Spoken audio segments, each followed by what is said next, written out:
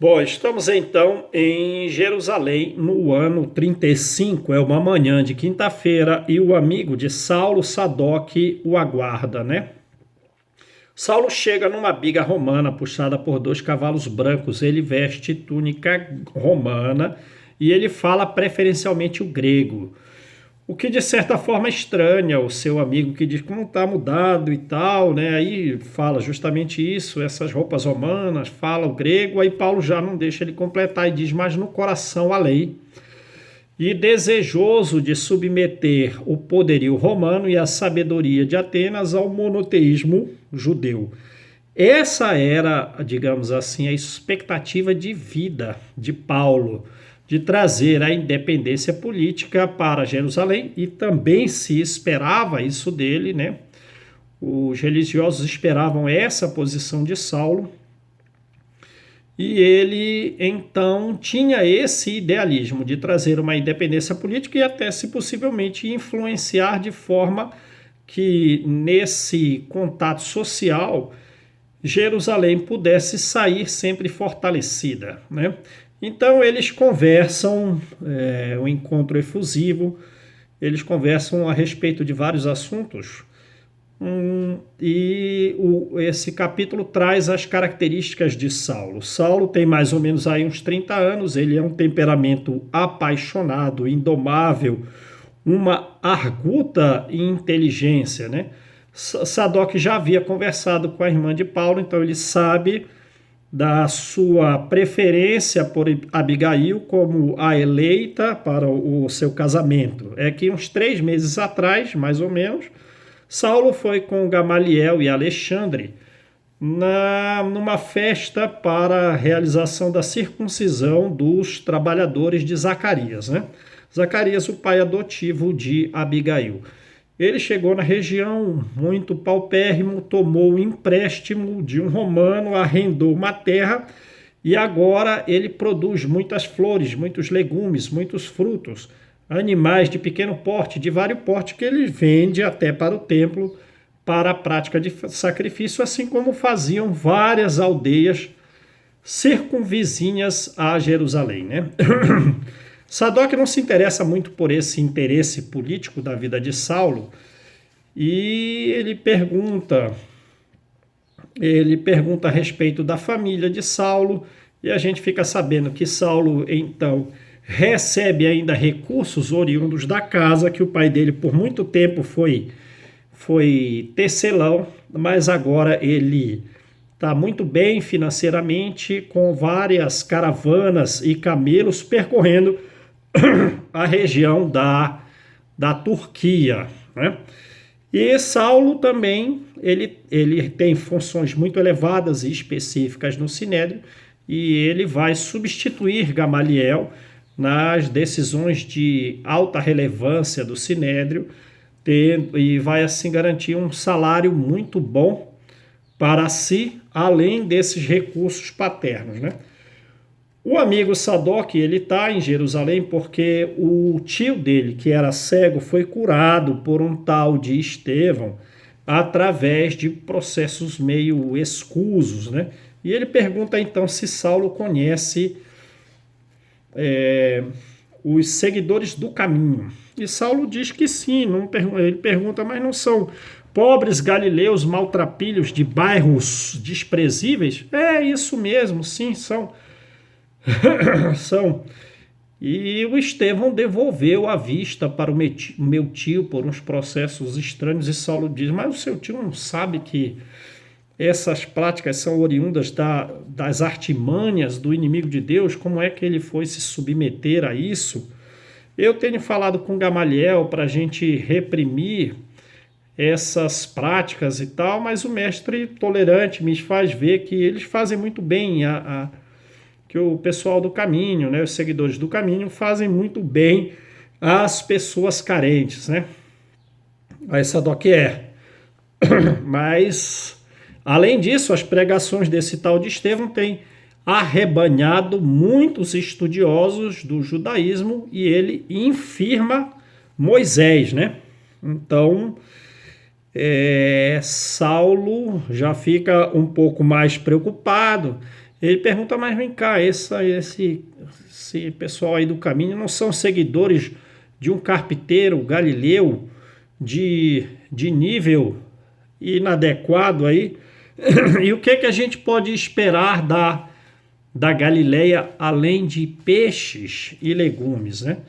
Então eles vão falando um diálogo, digamos assim, um tanto depressivo a respeito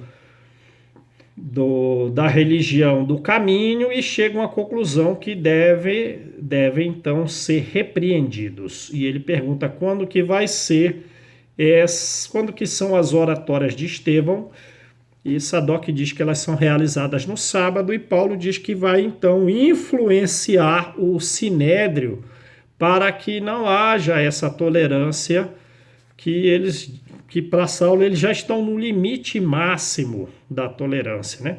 E Sadoc se propõe também a auxiliá-lo na repreensão do caminho. É uma quinta-feira e no sábado seguinte eles vão observar essas prédicas. Se forem prédicas inofensivas, vai deixá-los em paz. Se forem, digamos assim, prédicas contrárias ao judaísmo, então eles vão arcar com as consequências da lei. Beleza. No fim da tarde, Paulo sai. Esse capítulo também conta um pouco da história do seu passado, da sua fase juvenil. Então ele sai com a sua biga e os cavalos brancos pela porta de Jerusalém. Ele vai em direção a Jope encontrar Abigail, né? Coisa que ele fazia com uma frequência de 2 em 2 dias, ele iria vê-la, né? Eles estão muito apaixonados, o casamento vai se realizar entre eles num prazo de uns 6 meses, né? Então Abigail está um pouco preocupada, porque ela quer encontrar o irmão para que o irmão, ela o chama de Gesiel, né? Que Gesiel aprove o casamento, né? E Saulo diz muito bem, ele vai procurá-lo, ele vai expedir cartas de Jerusalém para o procônsul da Acaia para saber do paradeiro de Estevão, e o próprio Zacarias também, pela vontade de Abigail de sempre reencontrá-lo, ele, junto com os amigos da região da Acaia, busca sempre saber do paradeiro de Gesiel, né? E então eles estão lá namorando-os. Quando Paulo está no caminho para a ida, uma das coisas que ele fazia na juventude, ele se lembra agora quando ele está, digamos assim, na biga, porque quando ele era jovem, numa adolescência, na fase da adolescência um tanto descuidada, diz o livro, ele participava da corrida de bigas, conseguiu várias vitórias, né? Era admirado. E no contato com Abigail, ele fala um pouco da vida dele. Abigail, na sua visão, ela era inteligente, uma pessoa versada na lei, conhecia a lei, muito dócil, muito carinhosa, né? Mas ela está com uma certa preocupação um tanto frequente, intensa, de encontrar o seu irmão para que ele aprove o seu casamento.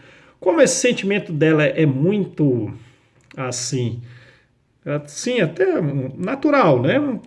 Mais um tanto exacerbado na visão de Paulo, ele pergunta a ela, vejam, com o olhar de domínio, se ela gostava mais do irmão do que dele mesmo, né?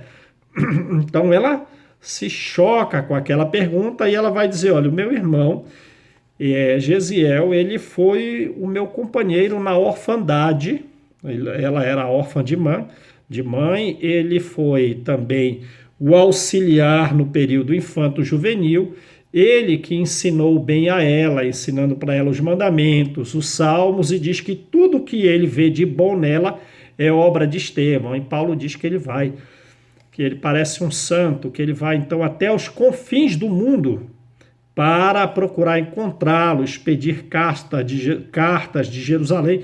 E ele próprio diz que também vai à região da Caia, ela chora nesse momento, né? Em que ele fala isso.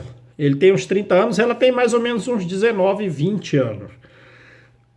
Então, ele pede para ela não chorar e marcam O, o casamento será em 6 meses.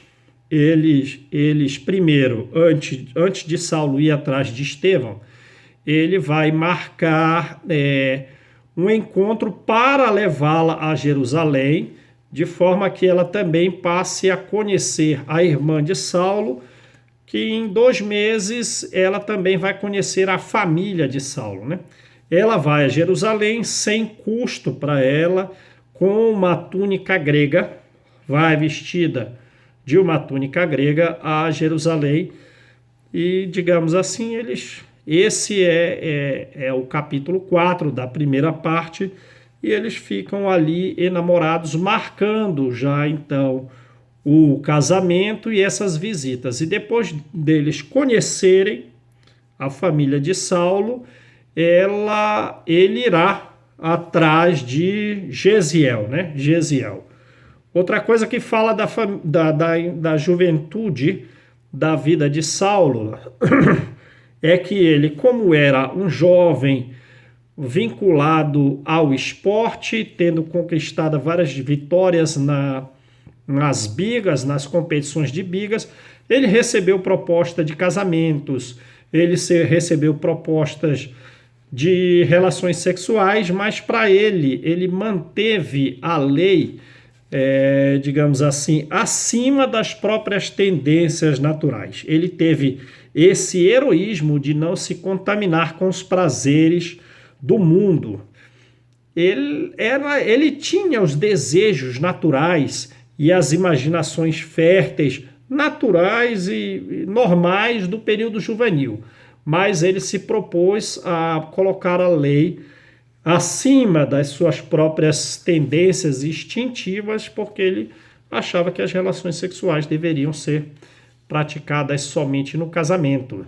E os pais, né, buscavam eleitas, os pais elegiam moças para ele, mas ele, com o seu caráter sincero, o seu caráter, né, indomável, de decidir muitas vezes, diz esse capítulo, ele era voluntarioso, impulsivo, um tanto às vezes muito áspero, muito enérgico, que sabia ordenar, que desagradava a desobediência. Ele também afastava as eleitas do pai dele. Ele está à espera de alguém que ele próprio decida, e ele escolhe Abigail para se casar.